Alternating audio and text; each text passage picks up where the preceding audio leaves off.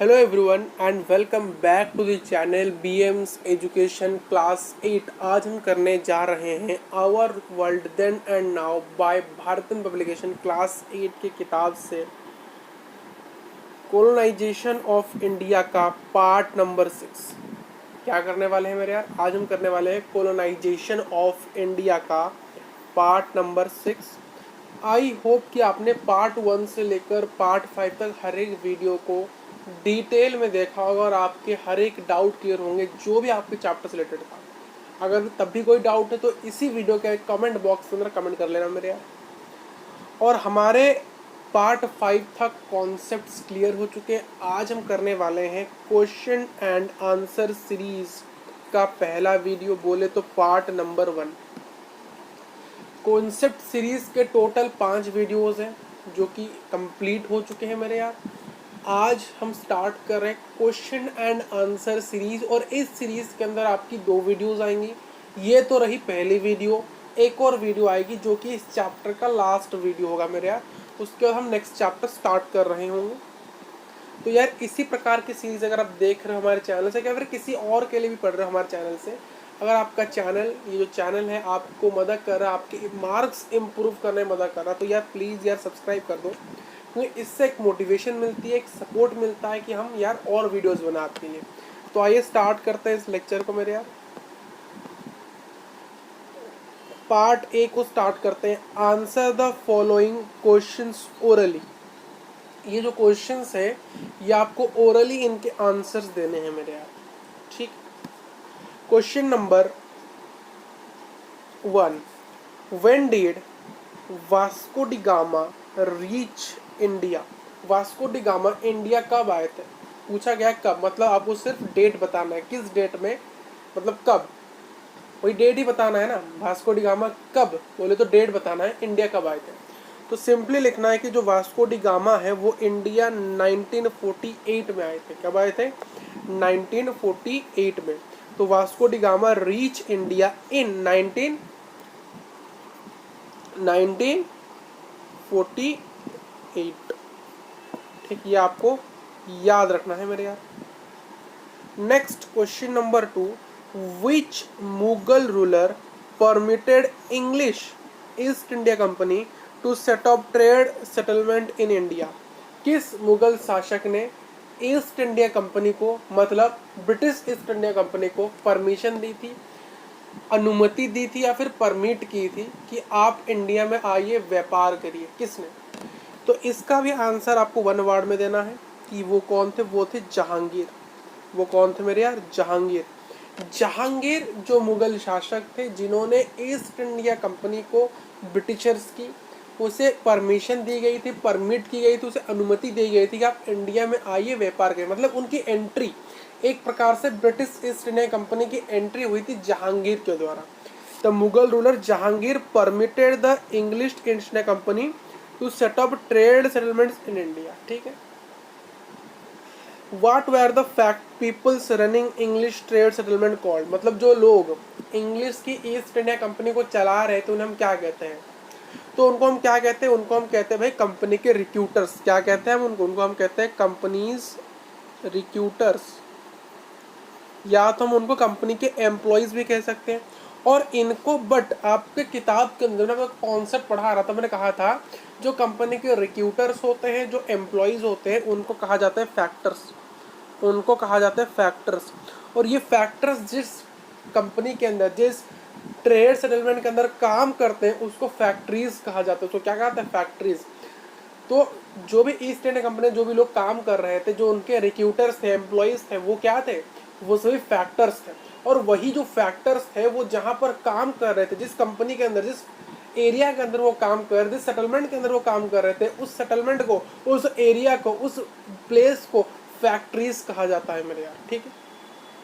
ये सभी चीज़ें कॉन्सेप्ट के अंदर फुल्ली क्लियर्ड है। आप सिर्फ, अगर आपको समझ नहीं आ रहा, आप फिर से वीडियो को देखो।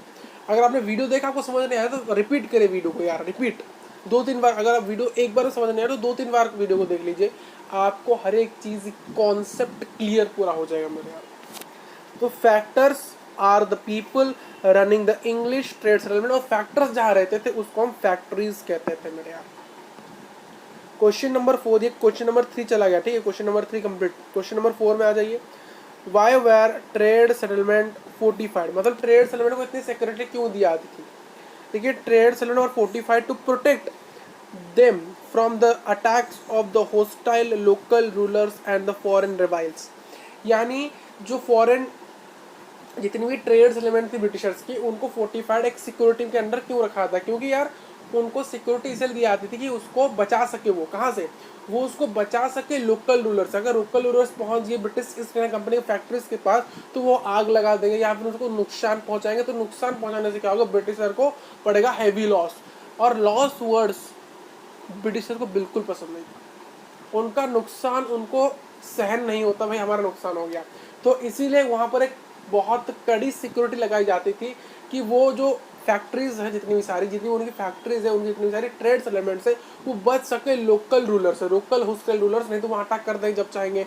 या तो फॉरेन लोग, जैसे कि इंग्लिश और फ्रेंच की नहीं पड़ती थी, तो इंग्लिश लोगों को क्या करते थे, फ्रेंच के ट्रेड सेटलमेंट अटैक करते, तो उसके अगेंस्ट पर जो फ्रेंच लोग होंगे वो क्या करेंगे, इंग्लिश के ट्रेड सेटलमेंट में अटैक करेंगे। उससे बचने के लिए वो क्या करते थे, ट्रेड सिक्योरिटी का तरफ फोर्टिफाइड चीज़ों को करते थे अपने ट्रेड सेटलमेंट को मेरे यार। तो वही चीज़ें लिखी है कि यार लोकल होस्टाइल रूलर से बचने के लिए और फॉरेन रिवाइल जैसे कि फ्रेंच, पोर्तुगीज, डच, इन सभी से बचने के लिए वो अपने ट्रेड सेटलमेंट को भयंकर फोर्स लगाते थे, भयंकर सिक्योरिटी देते थे उसको। ये था आपका क्वेश्चन नंबर 4। आ जाए मेरे यार क्वेश्चन नंबर 5 में।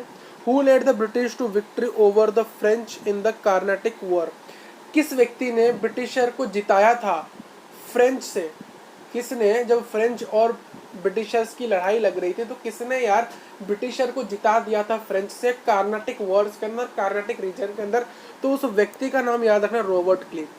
ये रॉबर्ट क्लीव वही है जो पहले ईस्ट इंडिया कंपनी, बोले तो ब्रिटिशर के ईस्ट इंडिया कंपनी में एक क्लर्क हुआ करता था, बट धीरे धीरे इसका प्रमोशन एक ऑफिसर पोस्ट के अंदर चला गया, और इसी ने ही अवध को भी कैप्चर किया था, और जिसको अवध को इसने एक बफर स्टेट, बोले तो न्यूट्रल स्टेट में कन्वर्ट कर दिया था, उसको घोषित कर दिया था।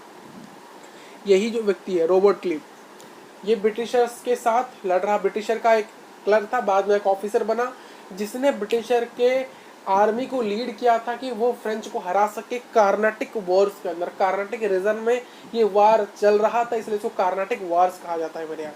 तो Robert Clive led the British to victory over the French in the Carnatic wars. और यही जो रॉबर्ट क्लीव है मेरे यहाँ, इसने ही ब्रिटिश की सेना को लीड किया था और अवध को भी कैप्चर किया था। अगर आपको याद, मैंने कॉन्सेप्ट के अंदर बताया था आपको। क्वेश्चन नंबर 6 स्टार्ट करते हैं मेरे यार। Question number 6, Where did the East India Company raise their first Indian army? East India company ने कहाँ पर पहली भारतीय सेना को रेज किया था, मतलब एस्टैब्लिश किया था भी आप कह सकते हो।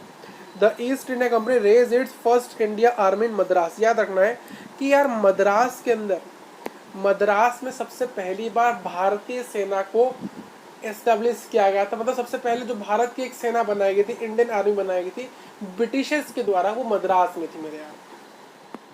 ठीक, क्योंकि आपने पता है कि मद्रास के अंदर जो ब्रिटिशर्स थे वो एक इनका डायरेक्ट कंट्रोल भी करते थे मेरे यार, कलकत्ता से। क्लियर है आपको?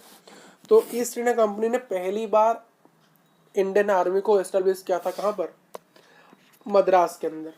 Next question, question 7, name the founder of east India, name the founder of English factory around which the settlement of Calcutta developed. देखिए क्या होता था ना, देखिए ये जो ब्रिटिशर जहाँ पर अपने फैक्ट्रीज को सेटअप करते थे, उस फैक्ट्री के चारों ओर ये घर बनाते थे। क्या बनाते? रेसिडेंट बनाते। और रेसिडेंट बनाते इसीलिए थे कि इस कंपनी के जितने भी लोग हैं वहाँ पर वो रह सके, मतलब उनका एक सेटलमेंट होता था।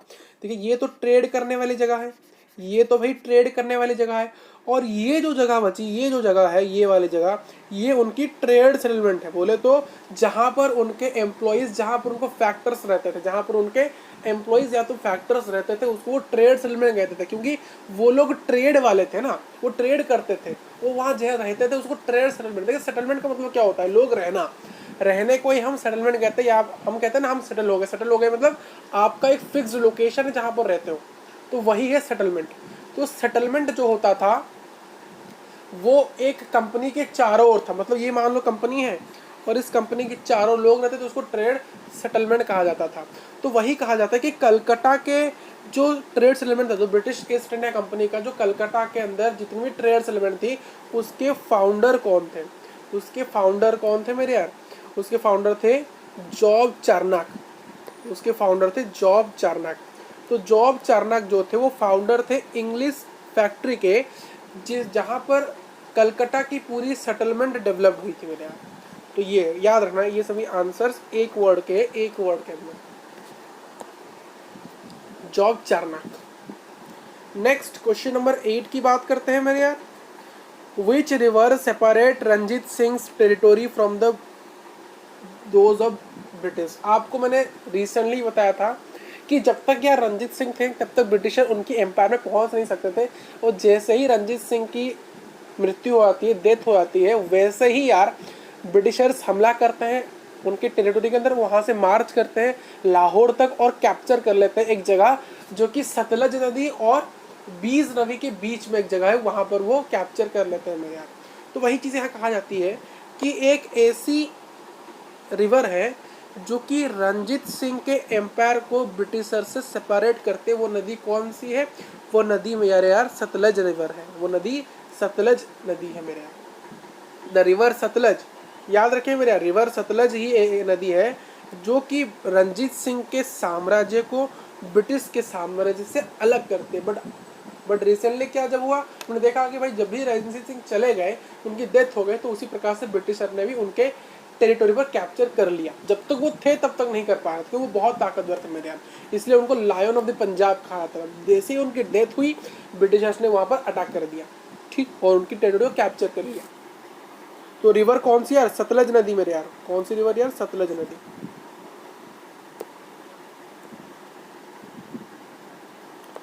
रिवर सतलज जो कि सेपरेट करती है रंजीत सिंह के साम्राज्य को ब्रिटिशर से। Question number 9, what advantage did British gain by annexing the lower Burma? देखिए जो लोअर बुर्मा था, लोअर बुर्मा कौन सा है? देखिए लोअर बुर्मा आज के समय का म्यांमार है। जो म्यांमार को आगे बुर्मा कहा जाता था, ये अगर इंडिया हमारा है, ये हमारा इंडिया अगर है, तो यहाँ पर कहीं क्या है? बुर्मा है। मान लो ये इंडिया कुछ इस प्रकार से है हमारा, तो यहाँ कहीं ना कहीं आज के समय का म्यांमार है। तो म्यांमार को ही पहले बुर्मा कहा जाता था। अगर आपको नहीं पता तो पता कर लीजिए मेरे यार।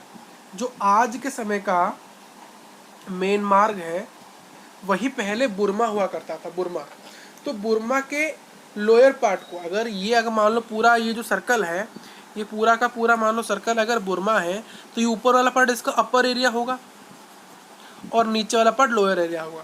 तो कहा जा रहा है कि ब्रिटिशर्स ने ये जो लोअर पार्ट है इसको कैप्चर कर लिया, इस लोअर पार्ट को कैप्चर कर लिया, इसके ऊपर अटैक कर लिया। एनेक्सिंग का मतलब होता है कैप्चर करना किसी अन्य देश के पार्ट को। तो ये अन्य देश का पार्ट था। बुर्मा एक अलग राज्य था, हालांकि उस समय बुर्मा अलग नहीं था, वो इंडिया के साथ मिला हुआ था मेरे यहाँ।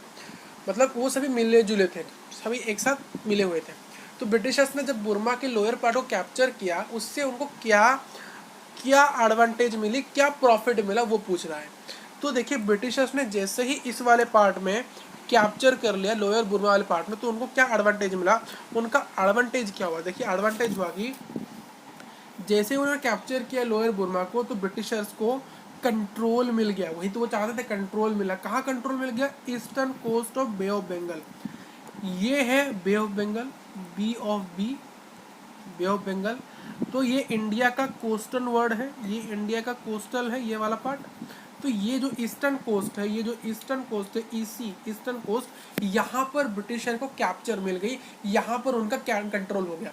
जैसे ही उन्होंने यहाँ पर अपना कंट्रोलनेस दिखाया, जैसे ही उन्होंने लोअर बुर्मा पर अपना कंट्रोलनेस दिखाया, बे ऑफ बंगाल में ये जो ईस्टर्न कोस्ट वाला पार्ट है इंडिया का, यहाँ पर उनको पूरा का पूरा, ये जो ब्लैक कलर का मैं दिखा रहा हूँ, यहाँ पर उनको एक पूरा का पूरा कंट्रोल मिल गया, एक पूरा का पूरा कंट्रोल मिल गया eastern coast of Bay of Bengal. ये बे ऑफ बंगाल है, उसके ईस्टर्न वाले इस वाले कोस्ट के अंदर, या फिर ईस्टर्न वाले इस वाले कोस्ट के अंदर उनको एक मिल गया। क्या मिल गया? देखिए आप कह सकते हो इसको दो तरह से आप देख सकते हो। पहली बात तो उनको इंडिया के ईस्ट कोस्ट के अंदर भी क्या मिल गया?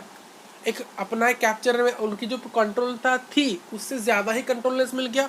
और देखिए जो यहाँ की जो कंट्रीज हुआ करती, यहाँ पर यहाँ पर जो कंट्रीज हुआ करते थे, फिलीपींस हो गए, इंडोनेशिया हो गए, वो वाले जो कंट्रीज थे वहाँ पर भी ब्रिटिशर्स ने एक अपना कंट्रोल नेचर दिखाना शुरू कर दिया, क्योंकि अब वो यहाँ पर आ चुके, तो यहाँ से वो यहाँ पर भी कंट्रोल कर सकते थे और यहाँ पर भी कंट्रोल कर सकते थे मेरे यार। ठीक है, तो वही चीज़ यहाँ लिखी गई है कि eastern coast of Bay of Bengal, Bay of Bengal के जो ईस्टर्न वाले कोस्ट है, मतलब अंडमान भी आप कह सकते हो, जो अंडमान निकोबार आइलैंड भी उनके कैप्चर में आ गया जैसे ही उन्होंने यहाँ पर कैप्चर किया, क्योंकि अंडमान निकोबार आइलैंड में उनकी कनेक्टिविटी नहीं थी, वहाँ वो कंट्रोल नहीं कर पा रहे थे।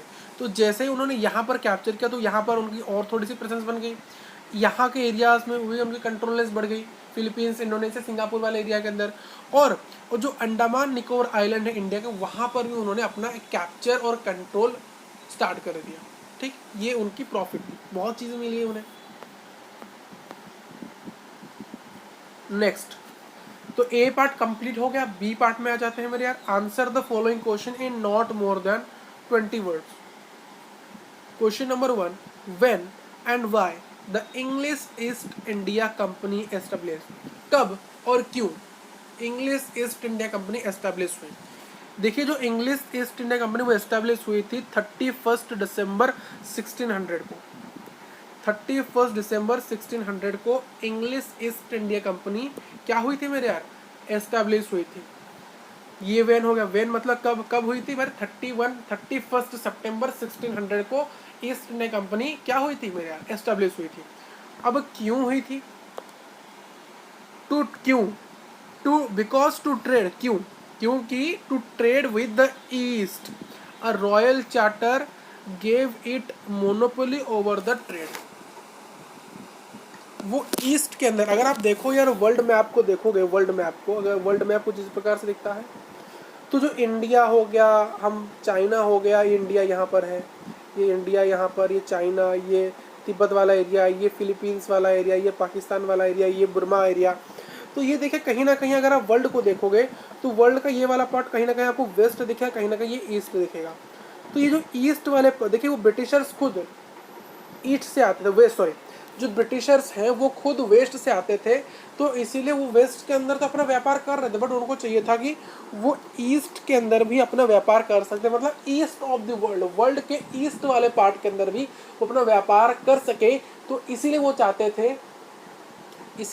थे, वो क्या है, वहाँ पर अपने कंपनी को इस्टेब्लिश कर, तो इसलिए वो इंडिया आए थे। इंग्लिश ईस्ट इंडिया कंपनी की उन्होंने फॉर्मेशन की थी कि जैसे कि वो इस पूरे एरिया में, ईस्ट पूरे एरिया में वो अपनी ट्रेड कर सके, इंडिया से रहते रहते तो पूरी जगह उन्होंने कंट्रोल कर ली।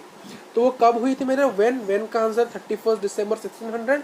और क्यों हुई थी, इसीलिए हुई थी कि वो ईस्ट वाले एरिया के अंदर, इस वर्ल्ड के, वहाँ पर अपना ट्रेड करना चाहते थे और एक मोनोपोली क्रिएट करना चाहते थे। मोनोपोली मतलब वो एक ही राजा रहेंगे, वो उनसे उनका कोई कॉम्पिटिटर नहीं रहेगा। तो ये था, तो इंग्लिश ईस्ट इंडिया कंपनी का एस्टेब्लिश होने का यही था कारण कि वो ईस्ट वाले पार्ट के अंदर ट्रेड करना चाहते थे। Question number 2, mention any 3 Indian goods in which the English East India company trade. आपको यार 3 इंडियन गुड्स के नाम बताने हैं जो कि ब्रिटिशर्स जिनका क्या करते थे, व्यापार करते थे, बोले तो ट्रेड करते थे। तो पहला है मेरे यार, फर्स्ट इज इंडियन टेक्सटाइल जिसका नाम है indigo. Next is saltpetre, next is spices. ये 3 चीज़ें हैं, ये तीसरा और ये मेरे यार दूसरा। तो जो कंपनी ट्रेड करती थी इंडियन टेक्सटाइल, जैसे कि इंडिगो जो कि कलर है, ये ड्रेस में कलर देने के लिए काम आता है, इंडिगो रंग देने के लिए काम आता है। दूसरा है सालपाइट्रे, सालपाइट्रे एक सब्सटेंस जिससे गन पाउडर बनाया जाता है। बेसिकली बारूद जो हम कहते हैं ना, वही गन पाउडर उसी प्रकार से होता है, एक बारूद की तरह एक गन पाउडर होता है, उसको बनाया जाता था, जिसको भाई गन में डालेंगे मारेंगे मेरे यार, बारूद की तरह ही होता है बेसिकली। अब एक बारूद ही समझ सकते हो, जो कि हम कहाँ देते हैं, हमारे दिवाली के बॉम्ब के अंदर देते हैं, उसी प्रकार से एक सब्सटेंस है सालपाट्रे। नेक्स्ट इन स्पाइसेस, हम स्पाइसेस का भी वो व्यापार करते हैं। वो क्या क्या व्यापार करते थे, वो 3 चीज़ों का व्यापार करते थे। पहला तो है इंडिगो का जो कि रंग है, कलर में ड्रेस के अंदर रहते थे। दूसरा है सालपाट्रे जो कि गन पाउडर बनाने के लिए काम आता है। तीसरा है स्पाइसेस, मसाले, जैसे कि पीपर, कार्डामम, चिनामम, क्लोव्स, लौंग है नहीं, इलायची, ये सभी का भी वो व्यापार करते थे। What caused the Carnatic Wars? देखिए वाट कॉज्ड दी कार्नाटिक वर्ड्स, कार्नाटिक वर्ड्स होने का कारण क्या था, ये आपको क्वेश्चन नंबर 3 कहता है। देखिए जो इंग्लिश और फ्रेंच है, ये देखिए इंग्लिश भी इंडिया के अंदर आए थे, फ्रेंच भी इंडिया के अंदर आए थे व्यापार करने के लिए। जैसे ही वो आए उनके बीच में एक क्लास हो गया, एक टक्कर हो गया, दोनों एक दूसरे जानी दुश्मन है। जैसे ही सामने है तो बिगड़ गए, तो क्या हुआ, भड़क गए दोनों, भाई ये क्यों आ गया, तू वहां क्यों आ गया, दोनों के दोनों भड़क गए मेरे यार, उनके अंदर एक क्लाश हो गया। उसी क्लाश के कारण क्या हो, क्लाश कहाँ हुआ था, वो क्लाश कार्नाटिक रीजन के अंदर हुआ था, और जिससे क्या हुआ, जिसका कॉज था कि एंग्लो फ्रेंच वार हुआ। इसी एंग्लो फ्रेंच वार का दूसरा नाम है कार्नाटिक वॉर, जो कि 1744 से लेकर 1763 तक चला था, और यहाँ पर फ्रेंच लोगों की हार ही हुई। ठीक, इंग्लिश और फ्रेंच जाने दुश्मन थे एक दूसरे, जैसे वो आमने सामने आए तो वो बिगड़ गए, क्या हुआ, उनके बीच में चीजें भड़क गए, सॉरी वो क्या हुए, दोनों के दोनों भड़क गए, और जो उनके बीच जो इंटरेस्ट था उनका, जो उनके बीच जो रिलेशन था वो भड़क गया मेरे यार, वो बिल्कुल दरार पड़ गई थी, क्योंकि वो पहले से ही रेवल थे एक दूसरे के, जाने दुश्मन थे, इंडिया में आए जाने दुश्मन रह के, जिसके कारण उनके बीच में क्लाश हुआ। और क्लाश कहाँ हुआ था, क्लाश हुआ था कार्नाटिक रीजन के अंदर, और जिसका कारण क्या हुआ, एंग्लो फ्रेंच वॉर कंडक्ट हुआ, और जिसको हम कहते हैं कार्नाटिक वॉर्स, जो कि 1744 से लेकर 1763 तक चला था। क्वेश्चन नंबर 4 में आ जाए, why did the English turn hostile towards Mir Qasim. देखिए मीर कासिम,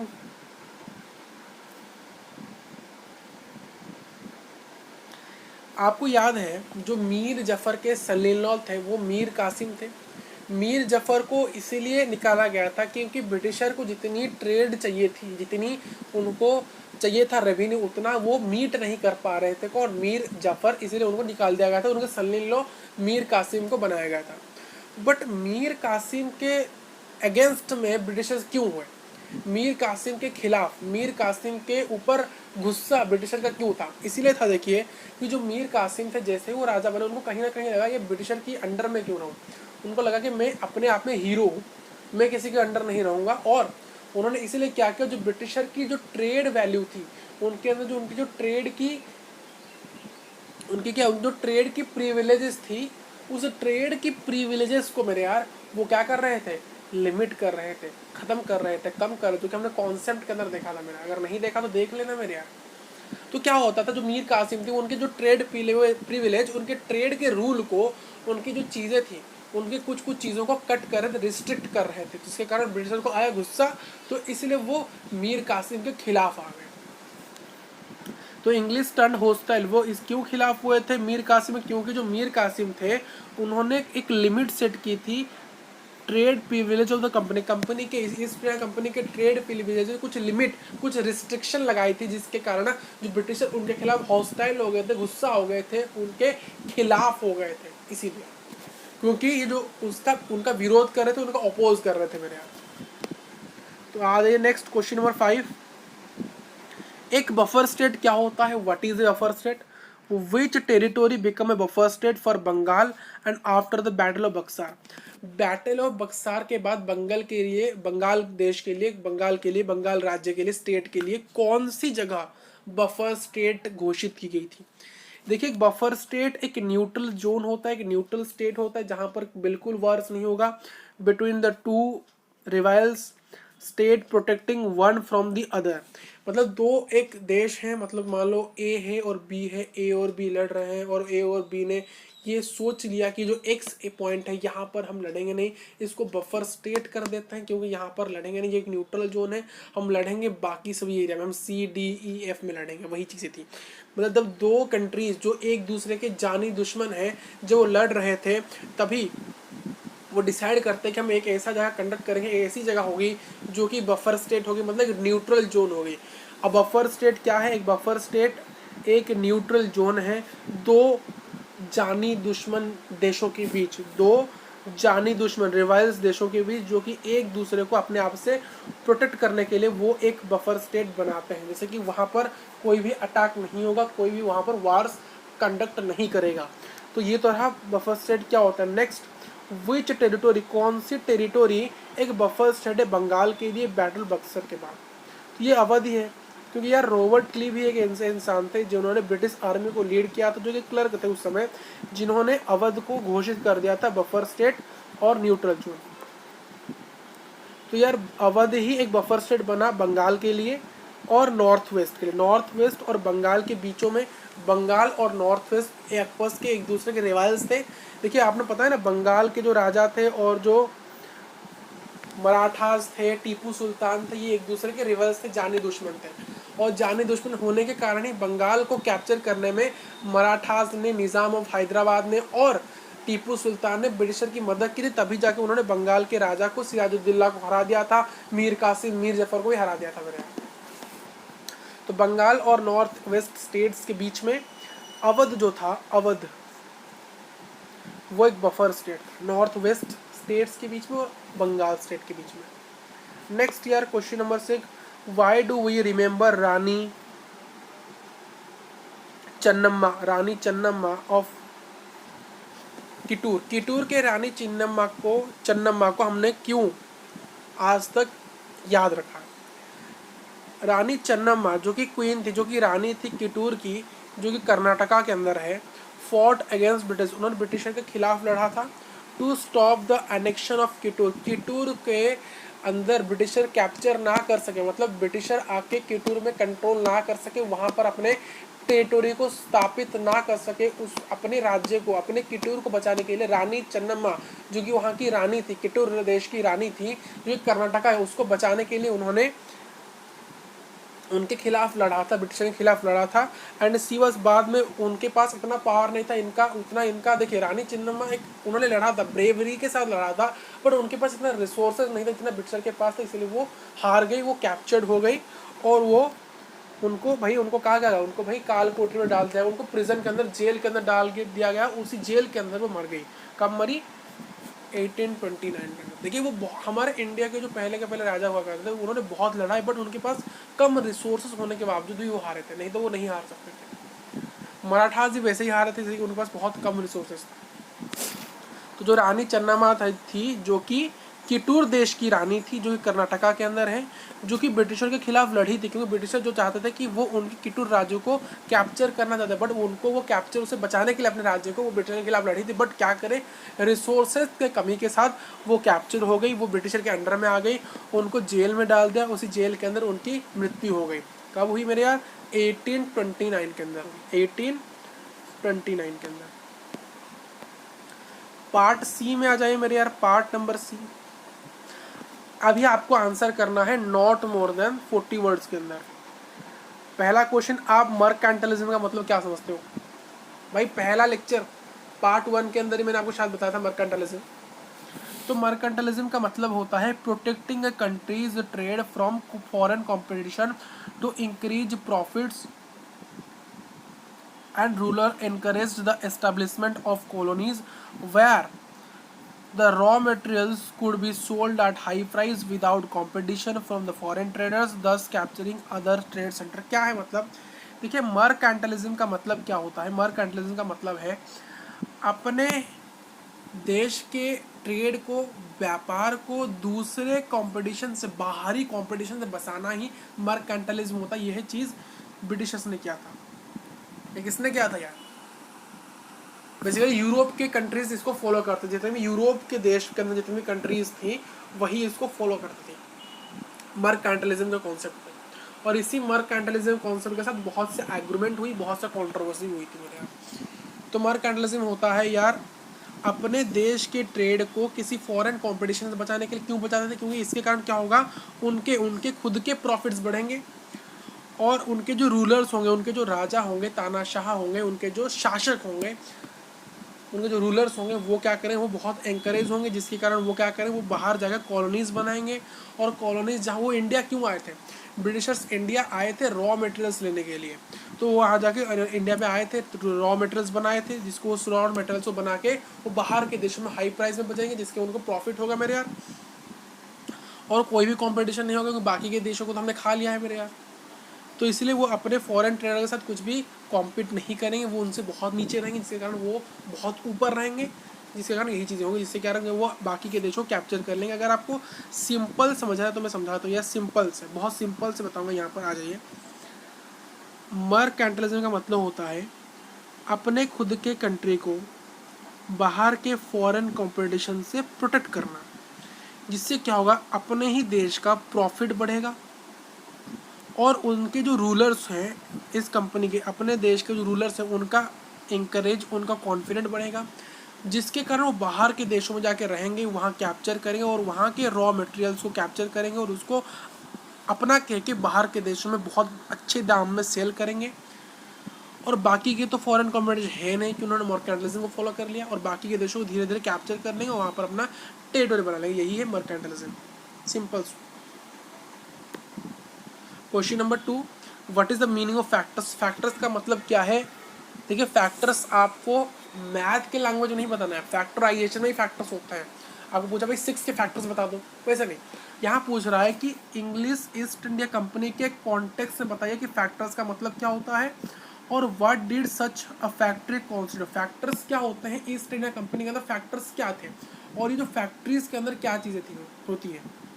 देखिए जो ईस्ट इंडिया कंपनी के received permission to establish trade settlement India, जैसे ही इंग्लिश ईस्ट इंडिया कंपनी को जहांगीर जो कि मुगल शासक थे उन्होंने परमिशन दी थी कि आप इंडिया आइए, वहाँ पर ट्रेड सेटलमेंट के, जैसे ही इंग्लिश लोगों को ट्रेड सेटलमेंट की परमिशन मिली इंडिया में, तो उन्होंने क्या किया, उन्होंने सेटलमेंट्स बनानी शुरू कर दी। और वो जो सेटलमेंट थे उनको चलाते कौन थे, कंपनीज के एम्प्लॉय, बोले तो कंपनीज के रिक्रूटर्स। और इन्हीं कंपनी के एम्प्लॉयज़ और इन्हीं रिक्रूटर्स को हम क्या कहते थे, फैक्टर्स कहते थे। और वो जहाँ रहते थे उनको हम फैक्ट्रीज कहते थे। और इस फैक्ट्रीज के अंदर क्या था, इस फैक्ट्री के अंदर सबसे पहली चीज़ तो एक गोडाउन था, वो गोडाउन था गुड्स रखने के लिए, सामान रखने के लिए। दूसरा चीज़ एक ऑफिस था। ये ऑफिस क्यों था, ये ऑफिस रिकॉर्ड्स को मेंटेन करने के लिए था मेरे यार। और क्या था, और एक रेसिडेंशियल क्वार्टर्स था, रेसिडेंशियल रेसिडेंशियल क्वार्टर्स था, जो कि कंपनी के सर्वेंट, बोले तो कंपनी के रिक्रूटर जा रहेंगे। तो 3 चीज़ें क्या थी, पहली तो एक गोडाउन थी, पहली चीज़ एक गोडाउन था, ठीक, पहला चीज़ एक गोडाउन था, किसमें, फैक्ट्रीज़ के अंदर। फैक्ट्रीज़ के अंदर पहला चीज़ गोडाउन था जहाँ वो सामान रख सकते थे। दूसरा चीज़ एक ऑफिस था जहाँ वो अपने रिकॉर्ड्स को मेंटेन करेंगे मेरे यार। तीसरा चीज़ एक रेसिडेंशियल क्वार्टर्स है जहाँ कंपनी के रिक्रूटर्स रहेंगे मेरे यार। क्वेश्चन नंबर 3 में आ जाइए। What led the battle of Plassey. Battle of Plassey क्यों हुआ था और इसका रिजल्ट क्या था। देखिए जो नवाब थे सिराजुद्दौला और जो इंग्लिश के बीच में कलकत्ता के लिए क्या हुआ, इलीगली एक्सपेंशन और fortification and missing let trading rights this. देखिए क्या हुआ, तो सिराजुद्दौला थे जिन्होंने इंग्लिश को सोचा कि वो कलकत्ता से बाहर कर दें, क्योंकि जो इंग्लिश लोग थे वहाँ पर इलीगली चीज़ों का व्यापार कर रहे थे और मिसयूज़ कर रहे थे अपने ट्रेडिंग राइट्स को, जिसके कारण क्या हो, जो सिराजुद्दौला बहुत गुस्सा हो गए थे, उन्होंने घोषित कर दिया ब्रिटिशों के खिलाफ एक बैटल जिसका नाम था बैटल ऑफ प्लासी। तो जिसके कारण क्या हुआ था, बैटल ऑफ प्लासी हुआ था 1757 के अंदर, इन विच द सिराजुद्दौला। इसमें क्या हुआ था बैटल ऑफ प्लासी के अंदर, रिजल्ट क्या था, रिजल्ट की बात कर रहे हैं यहाँ पर कि रिजल्ट में जो सिराजुद्दौला थे बंगाल के नवाब वो हारे थे और उनको मार भी दिया गया था और मीर जफर को रूलर बनाया गया था बंगाल का बाय कंपनी। ठीक, तो बेसिकली नवाब और सिराजुद्दौला ने क्या किया था, कंपनी की वजह से लड़ाई हुई थी, जो कंपनी थी वो अपनी ट्रेड प्रिविलेज को मिसयूज कर रही थी, अपने ट्रेडिंग राइट्स को मिसयूज कर रही है। इसके कारण नवाब सिराजुद्दौला ने उनके खिलाफ वार घोषित कर दिया, क्योंकि उन्होंने बार बार मना करने के बाद ब्रिटिशर ने उनमें कोई भी सुधार नहीं करी। इसके कारण क्या उन्होंने वार कंडक्ट कर दिया जो कि बैटल ऑफ प्लासी था। बट रिजल्ट क्या हुआ कि वो उसमें हार गए, उनको मार दिया गया। उनके जो कमांडर इन चीफ थे उसको मीर जफर को बना दिया गया था, क्या, रूलर बनाया गया था। क्यों बना, क्योंकि मीर जफर ने ब्राइब ली थी, रिश्वत ली थी कंपनी से उनको हराने के लिए। क्वेश्चन नंबर 4 यार, give reason for the company's hostility towards the Tipu Sultan. भाई टीपू सुल्तान की हॉस्टिलिटी की बात करते हैं मेरे यहाँ। The company's hostility towards Tipu Sultan due to his friendly relation with the French. देखिए कंपनीज की गुस्सा, कंपनीज का जो विद्रोह था, जो बदला लेने की भाव थी, वो टीपू सुल्तान के खिलाफ क्यों थी, इसीलिए थी क्योंकि जो टीपू सुल्तान का एक बहुत फ्रेंड रिलेशन था, बहुत अच्छा रिलेशन था फ्रेंच के साथ, और इंग्लिश और फ्रेंच एक दूसरे के जाने दुश्मन है, इसीलिए उन्होंने उनके खिलाफ क्या किया था, टीपू सुल्तान को हराने की कोशिश की थी। Who were again becoming the trade rivals, जैसे कि देखिए कंपनीज और फ्रेंच, इंग्लिश ब्रिटिश लोगों की और फ्रेंच लोगों की नहीं पड़ती थी। और देखिए यार कंपनी जो थी वो टीपू सुल्तान के खिलाफ इसीलिए थी क्योंकि जो टीपू सुल्तान का बहुत अच्छा रिलेशन था फ्रेंच के साथ, और फ्रेंच और कंपनी के बीच, ईस्ट इंडिया कंपनी के बीच क्या, तो दोनों ही एक दूसरे जानी दुश्मन थे, रिवाइल्स थे, जिसके कारण टीपू सुल्तान भी उनके ट्रेड रिवल्स बन जाते हैं। किसके यार, कंपनी के ट्रेड रिवल्स बन जाते हैं। और जो यही लोग थे, फ्रेंच लोग और टीपू सुल्तान मिलके एक कोशिश करते हैं कि ईस्ट इंडिया कंपनी के स्पाइस ट्रेड को लिमिट कर देंगे, रिस्ट्रिक्ट कर देंगे, उनके प्रिविलेज को, ट्रेड प्रिविलेज थोड़ा सा कमा देंगे। कहाँ पर, मलाबार रीजन के अंदर। मलाबार रीजन के अंदर जो ब्रिटिश स्पाइसेस की जितनी भी रेस्ट्रिक्शन थी उस पर थोड़े से रेस्ट्रिक्शन लगाए गए, उसके ऊपर कुछ कानूनी कार्रवाई की, जिसके कारण ब्रिटिशर को आया गुस्सा, जिससे क्या हुआ, मलबार कोस्ट के अंदर उन्होंने उनके ऊपर, टीपू सुल्तान विथ फ्रेंच लोगों ने मिलकर उनके ऊपर रेस्ट्रिक्ट किया उनके स्पाइसेस के ट्रेड को मलबार कोस्ट के अंदर, और उनके ऊपर अटैक भी किया, ब्रिटिशर के ऊपर अटैक भी किया। कहाँ पर, ट्रांवारकोर के अंदर। यही एक ऐसा, ट्रांवारकोर एक ऐसी जगह जो कि एक ऐसी ही सोर्स जगह थी जहाँ पर सिर्फ पीपर के लिए एक ऐसा ही सोर्स था ब्रिटिशर के लिए एकमात्र सोर्स पीपर के लिए वो ट्रांवारकोर था, जहाँ पर फ्रेंच विथ टीपू सुल्तान दोनों मिले हुए वहाँ पर अटैक किया था। ट्रांवारकोर कर उनके मलबार कोस्ट के अंदर उनके स्पाइसेस के ट्रेड को लिमिट किया था, जिसके कारण जो कंपनी के क्या हुआ, कंपनी टीपू सुल्तान के खिलाफ हो गई थी। खिलाफ हुई इसीलिए थी क्योंकि इनका बहुत अच्छा रिलेशन था फ्रेंच के साथ, जिसके कारण ये उनके ट्रेड रिवाल्स बन गए। दूसरी बात कि ब्रिटिश स्पाइस इन ट्रेड को उन्होंने मलबार कोस्ट में रेस्ट्रिक्ट करने की कोशिश करी, और उन्हें ट्रांवारकोर में भी अटैक किया। जो ट्रांवारकोर एकमात्र जगह थी ब्रिटिश के लिए पीपर के फसल को इस्टेब्लिश करने के लिए, उसको ग्रो करने के लिए। मेरे यार क्वेश्चन नंबर 5 की यार बात करते हैं मेरे यार। What do understand by the doctrine of lapse का मतलब क्या है, नेम द स्टेट, कुछ स्टेट्स के नाम बताइए मेरे यार, और कुछ ऐसे स्टेट्स के नाम बताइए जो कि डॉक्ट्रिन ऑफ लैप्स के अंदर ही कैप्चर किए गए थे। देखिए डॉक्ट्रिन ऑफ लैप्स के अनुसार अगर एक डिपेंडेंट स्टेट है जो कि ब्रिटिश इंडिया के ऊपर डिपेंडेंट, इसलिए उसको डिपेंडेंट स्टेट कहा जाता है, would pass into British hands if the ruler die without a natural high। क्या मतलब, अगर एक राजा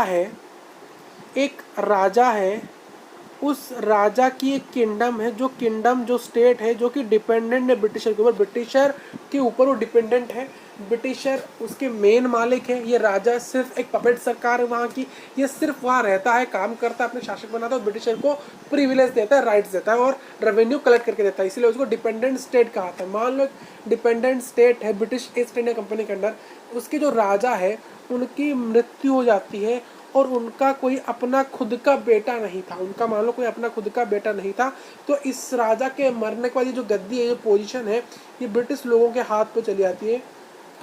अगर ऐसा होता उस राजा के पास अगर उनका एक अडॉप्टेड सन होता तो इस अडॉप्टेड सन को नहीं दिया जाता है, सिर्फ नेचुरल हेरी मतलब नेचुरल वारिस। अगर एक रियल वारिस है, एक नेचुरल वारिस है, खुद का वारिस है, तभी जाके उसको वो उसके पापा के जाने बाद उसका किंगडम मिले, उसके राजा के जाने बाद उसको किंगडम मिले। अगर वो अडॉप्टेड है तब नहीं मिलेगा, अगर उसका है नहीं तब भी नहीं मिलेगा। वो किसके पास चलाएगा, वो चीज़ ब्रिटिशर के पास चला जाएगा। It adopted it not be ये अडोप्टेड जो चिल्ड्रंस होते हैं वहाँ पर ही एप्लीकेबल नहीं होता। अगर उनके पास अडोप्टेड चिल्ड्रन है तो ये डिनाइड किया जाता है कि ये नहीं हो सकता, वो भी आपके वारिस नहीं है। सिर्फ आपके पास अपना खुद का बच्चा नेचुरल वारिस होना चाहिए, तब भी जाके वो उसका आपके बाद राजा बनेगा। नहीं तो अगर आपका अडोप्टेड सन है या नहीं है तो वो जो आपका साम्राज्य वो ब्रिटिशर के हाथों में चला जाएगा, ब्रिटिशर्स हैंड। तो इसी डॉक्ट्रिन ऑफ लैप्स के अंदर कुछ स्टेट्स के नाम बताते हैं, बताइए मेरे यार, जो कि इसी डॉक्ट्रिन ऑफ लैप्स के अंदर कैप्चर किया था। पहला है संबलपुर, 1849 के अंदर इसको कैप्चर किया गया था। सटारा को डॉक्ट्रिन ऑफ लैप्स के अंदर कैप्चर किया था 1848।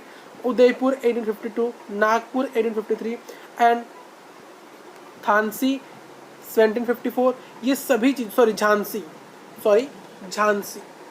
झांसी, इसको यार इरेज करते एक बार यहाँ पर, ये आपका झांसी है मेरे यार, झांसी। झांसी 1754, उदयपुर 1754, इन सभी को डॉक्ट्रिन ऑफ लैप्स के अंदर कैप्चर किया गया। तो ये आपके हो गए क्वेश्चन आंसर, हमने डिस्कस कर लिए। हमने ए बी सी डिस्कस कर लिया पार्ट 1 के अंदर क्वेश्चन आंसर सीरीज के।